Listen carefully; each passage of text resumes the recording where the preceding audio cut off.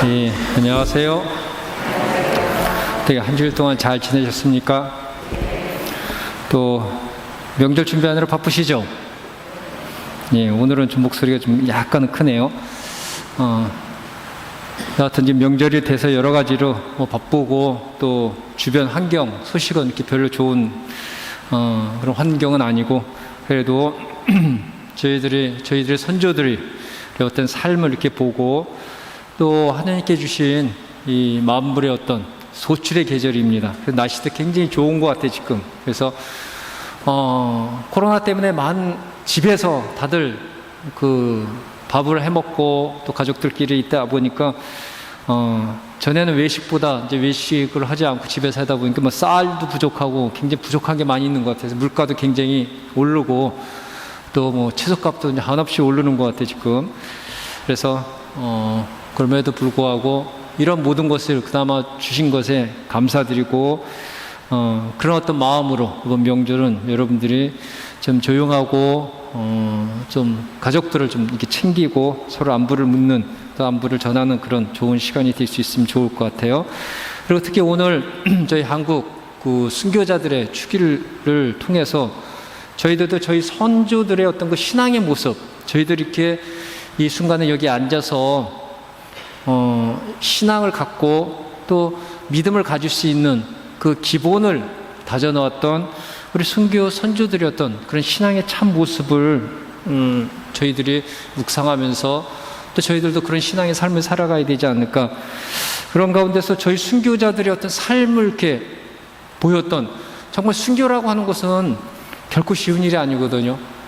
그리고 그 순교까지 오기까지 그 신앙의 삶을 살았던, 또 지금처럼 우리 종교의 어떤 자유가 있는 것이 아니라 굉장한 어떤 외적인 어떤 압박이 있는 가운데서 살아왔던 그 모습들을 여러분들이 느낄 수 있는 것은, 저도 솔직히 오늘 순교자 성월에 대한 강론은 제가 어떻게 해줄 수가 없어요. 근데 제가 그런 걸 느껴보지 못했기 때문에 그 시대에 그 신앙인들이 느꼈던 압박감, 그런 또 환경, 또 끊임없이 하루가 멀다 하고 죽어가고 있는 그런 어떤 신앙인들, 또 그런 박해를 통해 가지고 그냥 내일 내가 죽을 수 있는 오늘 하루 살아가는 것도 확실치 않은 그런 삶을 살아갔을 때 그들 마음에 그런 것을 어떻게 저희들이 이해할 수 있겠습니까? 약 100년 동안에 저희 신앙인들은 몇 명 죽은지 아십니까? 이 신앙 때문에 10,000명 정도가 죽었다고 한국 교회는 지금 생각을 하고 있어서 1만이라고 해서 1만이 순교자들을 위한, 어떻게 보면 저희들이 기도하고 그분들의 어떤 그 삶을 뒤돌아보는 그런 모습인데, 말은 1만 명이라고 하지만 더 죽었을 것이라고 생각이 듭니다. 그만큼 많은 사람들이 이 신앙 때문에, 믿음 때문에 죽었는데, 저는 그러면서 왜 우리 신앙인들이 그런 어떤 죽음을 자기들이 받아들였을까 하는 의문점도 있어요. 그래서 그런 모습들을 잘 쓰여준 책이 이게 조선 순교 자료기라고, 저는 언제 제가 한번 소개해 준 적이 있어요. 이 책에 굉장히 잘 돼, 4대 박해를 통해 가서 나와 있던 순교자들에 대한, 즉 어떤 기록이 있는 것은 다 있습니다. 정말 이 책을 읽으면 가슴이 아파서 못 읽어요. 그리고 지금 우리들이 이 시대에 이런 신앙을 누리는 것에 대해서 너무 감사하고, 저희들은 신앙에 대해서 너무 가볍게 생각하지 않는가. 근데 이분들은 그 신앙이라는 것은 자기 목숨과 똑같이 이게 생각을 하셨던 것 같아요. 그리고 한 분의 어떤 그 말씀이 굉장히 마음에 와닿는데, 그런 신앙을 갖는 것, 그런 어떤 순교의 삶을 사는 것은 인간의 힘으로는 가질 수 없다는 것이, 하느님의 힘, 천주의 힘이 있어야지만 그것이 가능하다고 다음과 같은 이야기를 하게 됩니다. 1839년 기해박해 때 순교하신 손소벽이라고 하는 그 순교자는 이런 말씀을 마지막에 하십니다. 만일 천주께서 나를 도와주시지 않으면 내 힘만 가지고는 다만 일각이라도 벼룩이나 이가 나를 뜯어먹는 것만이라도 참아 견딜 수가 있겠습니까? 그러나 천주께서는 참아 받을 힘을 내게 주시는 것입니다 라고 이렇게 말씀을 하셔요. 여러분들 감옥 같은 데 가면 옛날에는 집 같은 게 있으니까 이 벼룩이 많잖아요. 그러다 보면 막 여기서는 나를 뜯어먹는다고 이렇게 표현했어요. 얼마나 그것이 고통스럽고 괴롭겠습니까? 그것조차도 힘들고 내 힘으로 아닌 천주의 힘, 하느님의 힘으로 내가 견뎌나갔는데 하물며 내가 목숨을 내놓는 그것이야말로 내 힘으로는 도저히 그것을 받아들일 수 없다는 것이에요. 천주의 손길, 하느님의 손길이 있을 때만 그것이 가능한 것이기 때문에 그래서 자기의 어떤 모든 삶은 하느님께 바치는 삶이라고 이 그 책에서는 기록하고 있습니다. 바로 어떻게 보면은 저희들도 그런 어떤 삶을 살아가는 어떤 그런 모습, 거기를 따라가야 되지 않을까. 그렇다고 하면은 많은 순교자들이 돌아가시는데 그럼 순교의 삶이 무엇인가? 이거를 우리들이 정확히 알아야지만 우리도 이런 순교자의 삶을 살아갈 수 있지 않을까 이렇게 생각이 됩니다. 그래서 이 순교라고 하는 개념을 알기 위해서는 요한묵시록 1장 2절에서 그것이 분명하게 나타나고 있습니다. 요한묵시 1장 2절엔 다음과 같이 말씀을 하고 계세요. 요한은 하느님의 말씀과 예수 그리스도의 증언 곧 진리가 본 모든 것을 증언하였습니다 라고 얘기합니다. 그러면서 요한묵시록은 이야기가 해서 나가는 거예요. 요한이 자기가 보았고 들었고 그리고 자기가 체험했던 그 환시 말씀을 하나씩 하나씩 써내려온 것이 요한묵시록이거든요. 그것이 바로 증언, 증거라고 이야기합니다. 그래서 그리스도인들은 예수님의 말씀, 예수님의 삶을 증거하고 증언하는 삶이라고 우리는 이야기하고 있습니다. 그래서 여러분들을 증거의 삶을 살아가는 사람들이라고 하는데, 그렇다고 하면 그 증거의 삶을 살아가는 그 사람은 무엇을 증거하냐 이거예요. 요한묵시록에서 나왔듯이 첫 번째, 하느님의 말씀을 들은 것, 하느님의 말씀을 들었던 것을 다른 사람들에게 전해줘야 되는 것이에요. 두 번째, 천상의 실제, 환시라든가 꿈이라든가 어떤 다른 모습을 통해서 하늘의 어떤 실제, 현실을 본 것에 대해서 그것을 이야기해 주거나 아니면 그것을 설명해 줄 의무가 있다는 것이에요. 세 번째는 하느님의 계획에 관한 것이, 하느님께서 앞으로 장차 무엇을 할 것인가. 요한묵시록에 보면은 요한에게 너희들이 신앙인들이 신앙을 잘 믿었을 때는 하느님의 나라에 들어가지만 그렇지 않은 사람들에서는 엄청난 그런 어떤 죄의 대가를 받는다고 했듯이 이런 하느님의 계획에 대해서 들은 것을 이야기해 줘야 되는 것이, 요한은 바로 하느님의 말씀, 천상에서 자기가 보았던 그 현실, 또 하느님의 계획에 대해서 끊임없이 사람들에게 이야기를 해주거든요. 다시 말하면 여러분들도 똑같아요. 여러분들은 뭐예요? 하느님의 말씀, 예수님께서 말씀해 주시는 하느님 나라의 말씀에 대해서, 또 하느님이 누구라는 것, 또 하늘나라에서 어떻게 살아야 된다는 것, 이런 걸 들으셨으면 그것을 다른 사람들에게 들려줘야 되는 것이에요. 우리는 그것을 신학용어로 복음 선포라고 그러죠. 여러분은 그것을 들려줘야 할, 그것을 전해줘야 할 의무가 있는 것이에요. 그래서 이런 환시라 이런 말씀을 들은 사람들에게 있어서는 여러분들이 그 사명을 갖고 파견 나가야 된다는 거예요. 파견이라는 건 사도란 뜻이거든요. 나간다는 뜻이거든요. 예수님이 제자들에게 파견을 보내듯이 예수님의 어떤 그 이야기를, 또 하느님의 이야기를 다른 사람들에게 들려주기 위해서, 그래서 여러분들도 똑같이 그렇게 하셔야 된다는 것이에요. 이 요한묵시록에서 요한이 자기가 듣고 보고 체험했던 것을 다른 사람들, 그 요한 공동체 그리스도 신앙인들에게 박해를 받고 있는 그 신앙 공동체에게 이야기했듯이 여러분들도 이 미사 시간에, 그리고 어떤 강론이라든가 강해를 통해 들었던 하느님의 그 모습, 나라, 또 어떻게 살아갈 것인가를 모르는 사람들에게 여러분들이 들려주고 또 그것을 그들에게 삶을 통해서 보여줬을 때 그것이야말로 여러분은 진정한 증거자의 삶을 살아가는 그리스도인이라고 우리가 이야기할 수 있는 것이에요. 바로 이러한 삶을 철저하게 살아갔던 분들이 우리 조선 첫 번째 우리 조선 그 신앙인들이었던 것이에요. 이 책에서는 다음과 같은 질문을 합니다. 왜 그토록 많은 사람들이 믿음을 증거하기 위해 목숨을 내놓아야 했을까? 왜 막 그 많은 사람들이 목숨을 내놔야 했어요? 이 목숨이라는 건 누구나 다 중요한 것이거든요. 그리고 누가 내 목숨을 내놓길 바래요. 어떤 분들은 배교를 한 다음에 다시 살다가 자기 옆에 있는 신앙인들이 끊임없이 가서 순교하는 모습, 죽어가는 모습을 보면서 도저히 양심의 가책을 받고서 자기는 살아갈 수 없어 다시 가서 내가 신자라고 얘기했을 때 고문을 굉장히 가하거든요. 이때 살고 싶냐라고 질문했을 때 정말 살고 싶다고 그래요. 저는 이 세상에 정말 살고 죽고 싶지 않다고 그래요. 그러면은 배교해라 했을 때 생각하고 나더니 저는 그래도 죽겠습니다 라고 얘기했던 거예요. 순교사들도요 살고 싶었어요. 또 자기들도 신앙 때문에 그런 어떤 엄청난 고문을 받았지만 또 여러 가지 악조건이었지만 그럼에도 불구하고 자기들은 살고 싶었어요.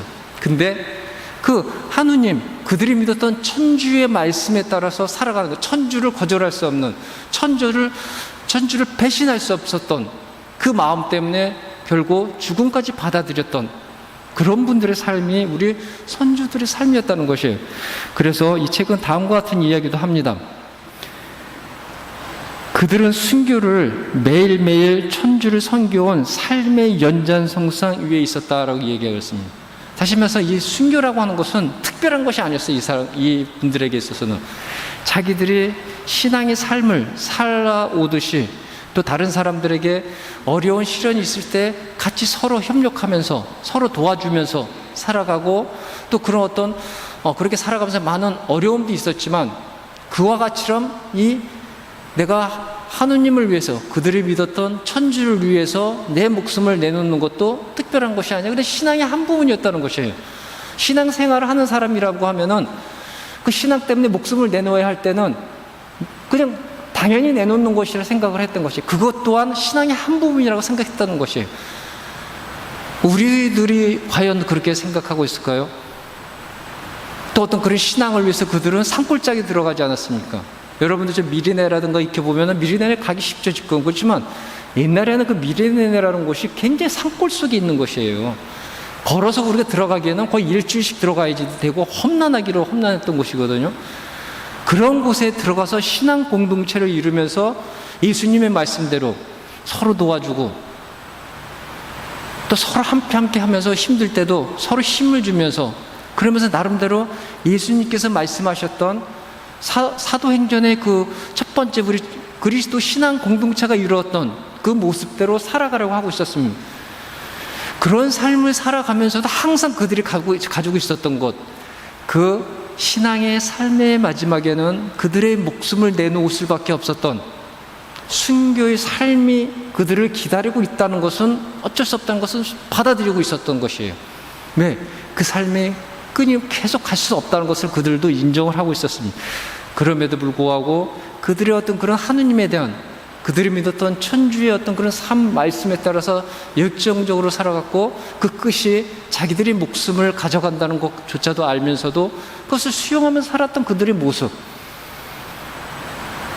어떻게 보면은 지금 저희들이 살아가는 삶은 이분들에게 있어서는 피해의 어떤 삶이었지만 그 피해 삶보다도 그 순교 전까지 그들이 지상에서 흘렸던 신앙인으로 살아가기 위해서 무단히 흘렸던 땀의 어떤 그 결과, 그 땀의 순교를 우리들은 또한 받아들이고 우리도 나름대로 이 지상에서 구로삼동이라는 이 공동체에서 살아가야 되는 것이 아닌가. 또 단지 그렇게 증거하는 삶뿐만 아니라 그들은 또한 예수님께서 보여주셨던 마지막의 삶의 모습을 또한 그들 삶을 통해서 보여주신 거거든요. 가장 하느님의 나라, 하느님의 말씀, 하느님의 어떤 살아가는 방법을 아시는 분은 예수님밖에 없었습니다.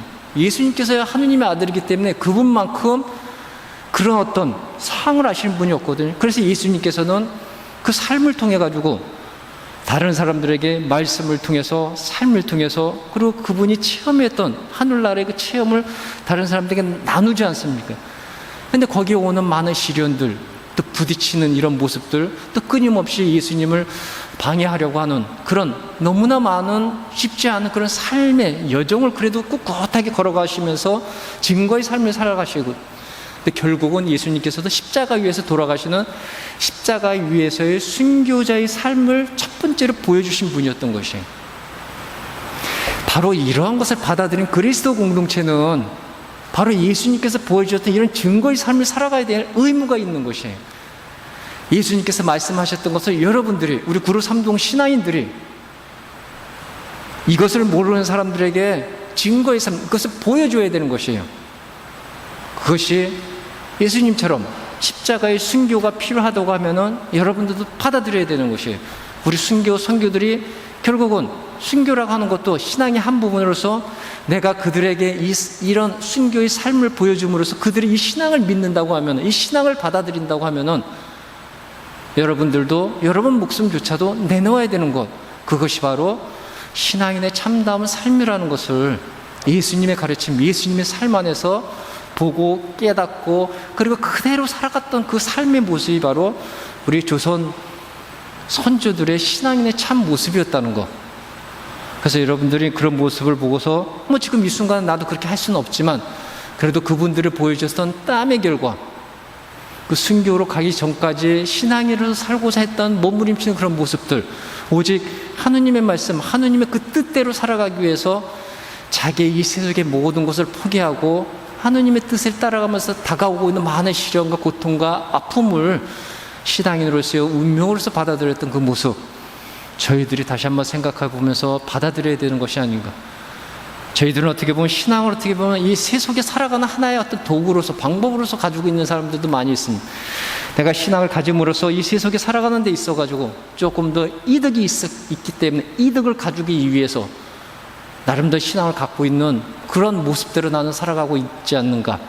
신앙과 현세의 것을 앞에 있을 때 두 개 중에 하나를 선택해야 할 때 나는 정말로 어떤 것을 선택해야 할 것인지, 우리 선조들은 신앙의 것, 즉 목숨의 순교였던 삶을 선택했던 그런 모습을 보면서 나는 어떠한 삶을 선택할 수 있게 되는지, 여러분들이 조선 순교자록에 읽으면서 내가 이분들의 상이라고 하면 나는 어떠한 결정을 내렸는지, 여러분들이 한번 이 책을 읽어보면서 여러분이 한번 앞에 여러분이 상이 이 순교 성인들의 상 앞에 있다고 생각하면서 여러분들이 한번 속으로 한번 결정을 한번 해보세요.